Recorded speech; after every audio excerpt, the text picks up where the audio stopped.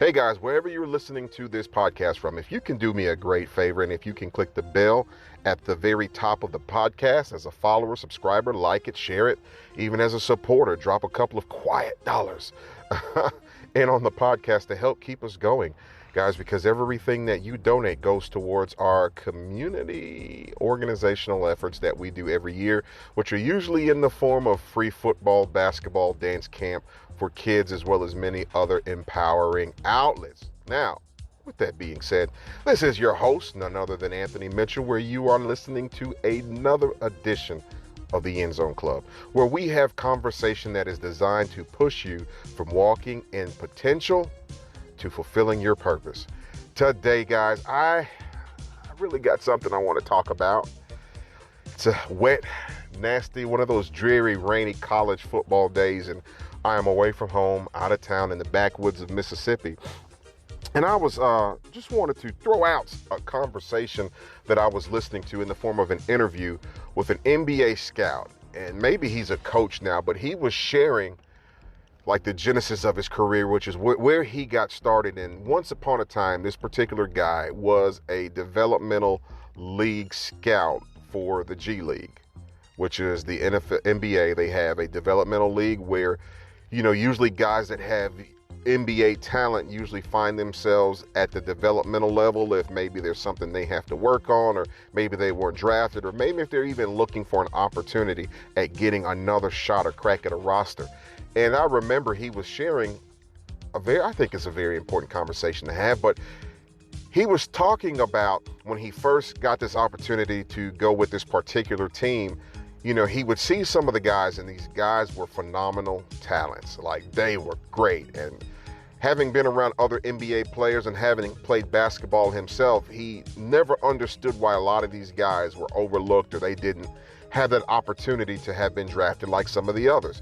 Well, to his benefit, his father was also, a well-renowned NBA guy, had been coaching, had been around the league, many good players back in the 70s and 80s on through the 90s. So he knew the way that the system worked. And he was having this conversation with his dad, and his dad said, you know what, I'll tell you what, I challenge you to sit and watch a lot of these guys. He said there's usually something that's keeping them back from reaching their full potential, and that's why a lot of these guys are in the league. So the developmental league, that is. So what should have been a crack for a lot of guys to get another opportunity to fulfill their dream as a basketball player in the NBA level? Because honestly, in America, there are a lot of young boys that grow up with that dream, a hoop dream as we call it.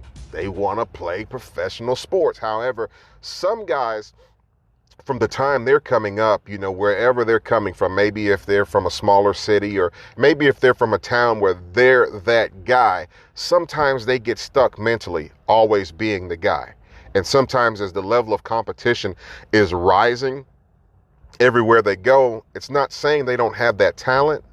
It's not saying they don't have the ability, but sometimes mentally they don't grow with that talent. So by the time they get to that point, maybe they don't know how to accept competition. Maybe they've now gone from being a starter in their place, in their positions. Now you're putting them on the bench, or now you're making them work for their position. Now, whereas people maybe coddled them, or everybody told them how great they are, now where they're at, they're having that challenge because nobody knows them. And sometimes mentally, some guys get stuck in this point where they never fully develop their opportunity. Sometimes they're not hard workers because they've been pushed through. So what his dad was trying to get him to realize was, I challenge you, I guarantee, if you watch some of these guys long enough, you'll see what that hang-up is that's keeping them from taking the next step. And sure and behold, he would see some guys had problems with discipline. Game days, some guys get up, they practice the same routine every day. It's notorious that Kobe had a very strong work ethic, and he would wake up at 3 o'clock in the morning, and he would work out sometimes 2 and 3 times a day. Well, at this level, some of these guys didn't have that work ethic. He would catch some of the guys every game day. Leading up to the game, they'd be at the strip club spending all of their money, and this was their game day routine. They weren't doing anything to set themselves apart from the competition. And then some guys thought themselves to be too good to be on this level. So they developed this mindset like, I'm not going to do the little things the coach asks. So they started realizing that some of these guys had attitude problems. Some of these guys had work problems. Some of these guys had discipline problems with their lust and affection. Then they had some players that now, maybe they grew up poor. They didn't have a lot. Now they've got more money than they've ever had, and now they've got eating problems, and now which lends to conditioning problems. And when you're not conditioned right in the game of basketball, what does it do? It puts you at a disadvantage because you cannot run with the competition.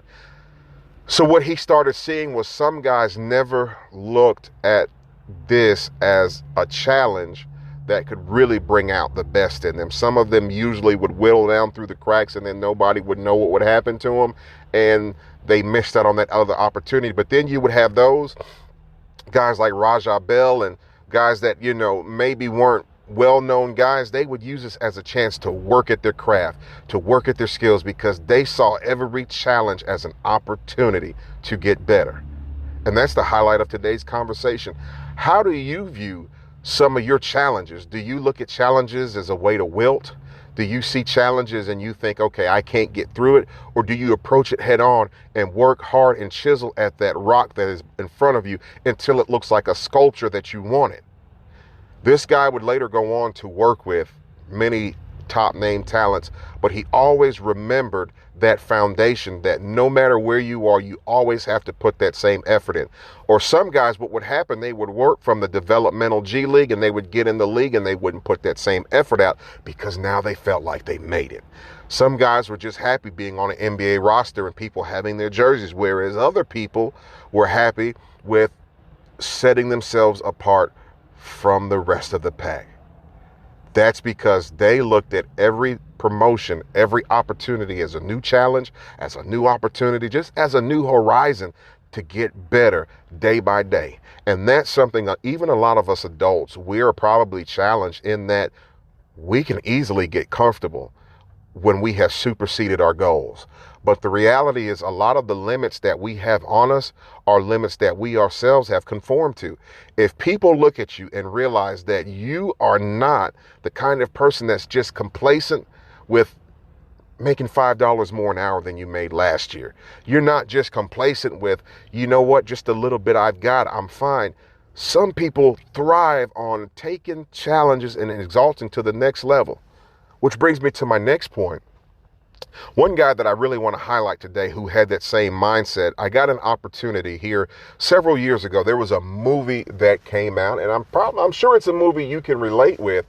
And the name of the movie was Race, and it was centered around like race, like RACE, not race as in, your racial color, but in running. And what that movie was based on was a highlight of the life of Jesse Owens.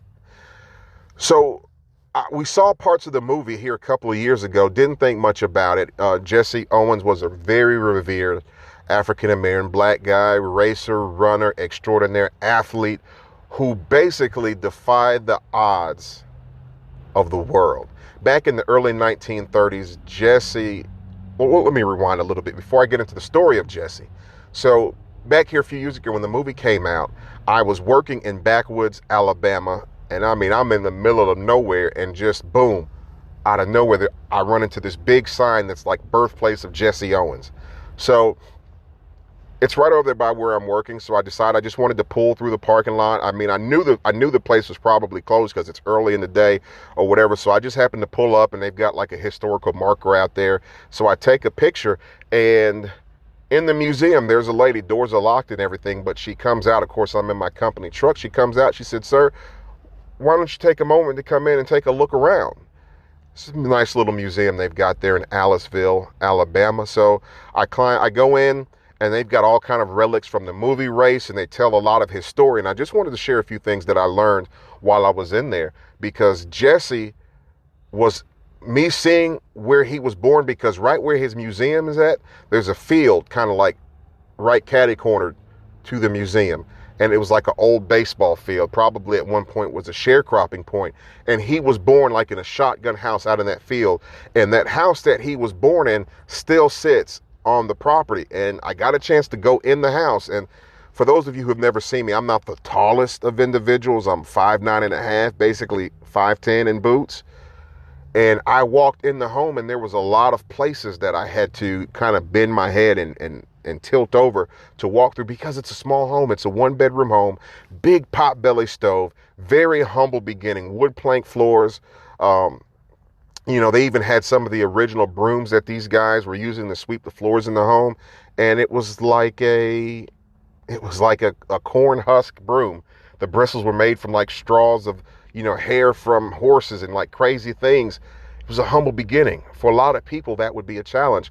Some people that are born in that kind of environment where they don't have anything, sometimes they conform mentally to that. But for Jesse, that being his background, when during the Great Migration, when a lot of blacks were moving to other places looking for greater opportunity, Jesse's family migrated to Ohio, where it was actually there in Ohio that he began to build his name as a runner, as a racer. And the Ohio State University heard about this guy, offered him a scholarship, but there was a lot of strange provisions about this scholarship because, of course, that was during the time of segregation. So he couldn't eat with his teammates.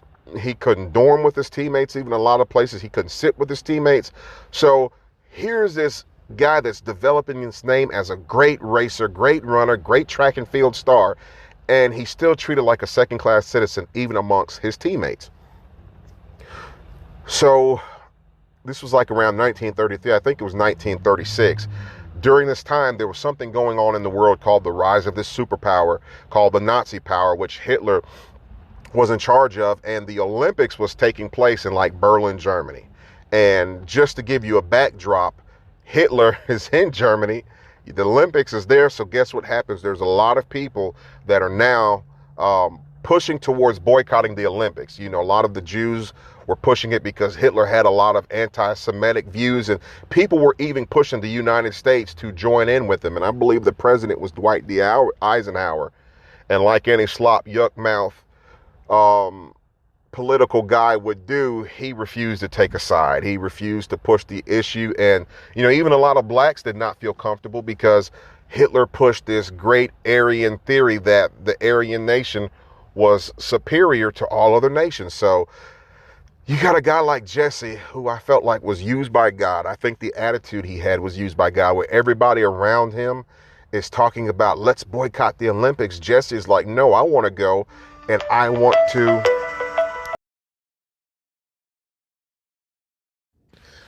go and show Hitler that he doesn't know what he's talking about. So Jesse goes out to the 1936 Olympics in Germany, and I think he was one of like 17 other blacks.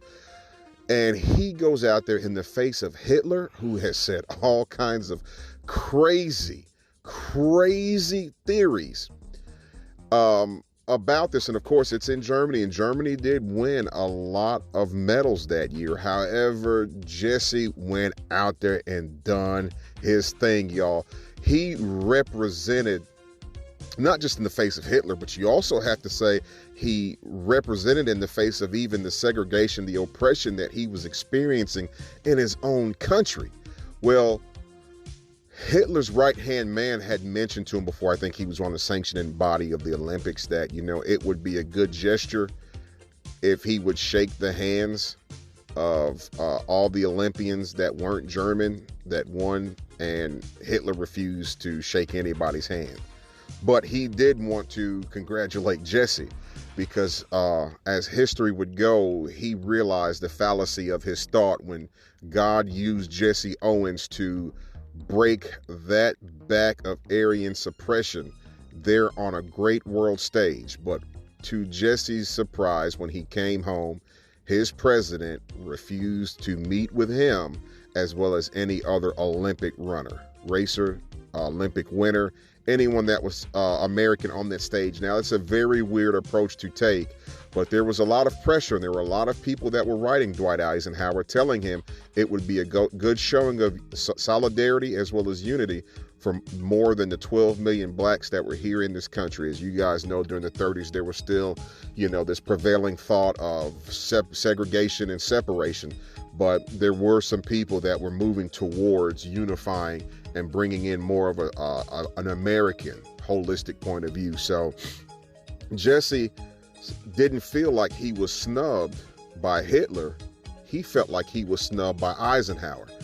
Well, as the story would later on go, Jesse would be honored by many other presidents, and ultimately, I think it was in 1975, he received like the Presidential Medal of Freedom, which is the highest award any civilian in the world, I would say, could make. Of course, the Nobel Peace Prize, but that's one of the highest awards anyone could ever make. Now, according to the movie, if you saw the movie Race, like many other historical black movies, there's always like a centralized figure that's brought into the movie that plays the role of a savior. However, it's often downplayed the real experience that a lot of these guys were forged in, and the fiery furnace of affliction, having nothing, having come from nothing, feeling like they had more to gain than they had to lose.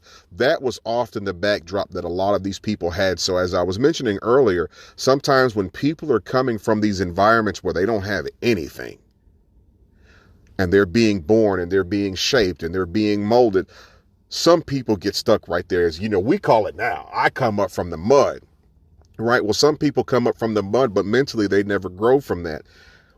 You're seeing with each challenge that Jesse had, first being born in a shotgun house, probably as a sharecropper, probably as a time where they didn't have, access to a lot of things that we have now and probably even take advantage of.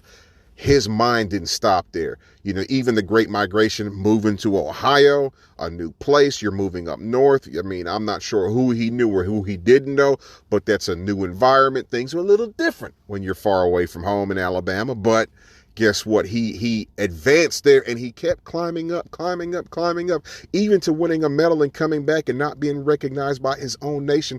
He did not stop there. And now, as a result, he is forever immortalized in American culture as being one of the greatest humans that has ever lived.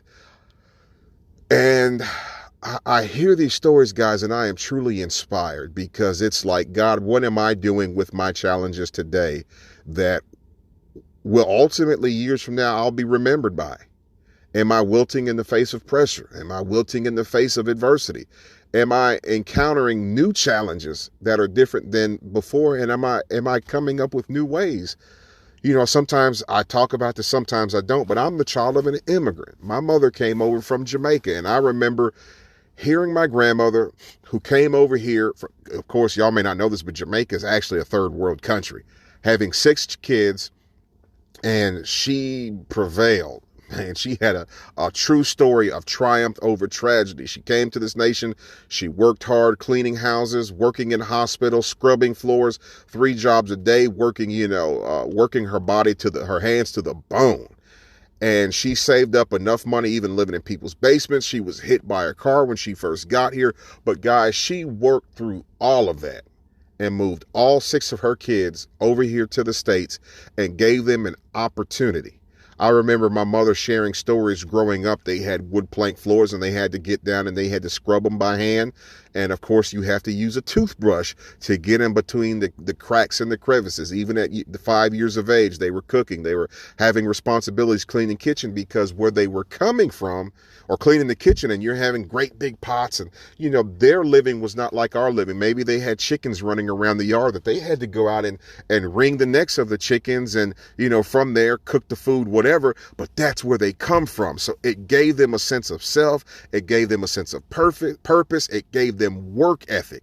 It gave them ingenuity. It taught them, even in less than ideal situations, this is how I'm going to go about living. And even when they came here, they never lost that sense of ingenuity. From there, my mom would join the military. She would have a 16-year career, a Desert Storm war veteran. And ultimately, that was my model for life. Seeing her ingenuity, seeing how hard she worked, seeing how she served her country. It taught me that you cannot make excuses just because you've had a hard lot in life. Just because you've had some challenges, it does not mean that your mindset can't begin to get better. It can't begin to get harder. It can't keep pushing against the stone of oppression and challenge and hindrance that's in front of me, and not realizing that the more I'm pushing against this challenge, ultimately the stronger I get. The harder I push this weight, the more repetitions I get trying to get out of this hole, this rut, this situation, the closer I am to being able to achieve my goals. So guys, if there is ever a highlight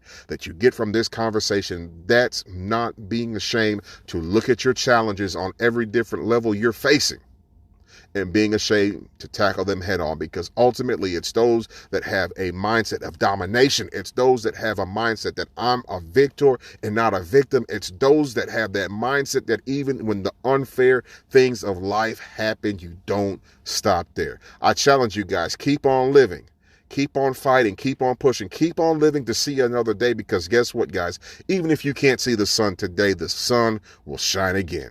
And until next time, this is Anthony Mitchell, and you are enjoying another episode of the End Zone Club. Hey, I just wanted to come back real quickly because this whole episode I was greasing and brushing the scalp of Dwight D. Eisenhower, but actually it was Franklin D. Roosevelt, who I should have been mentioning. That was the president during the time of Jesse Owens, who was not born in Aliceville, but Oakville, Alabama. Guys, I stand corrected. So every time you hear that name, think Franklin D. Roosevelt.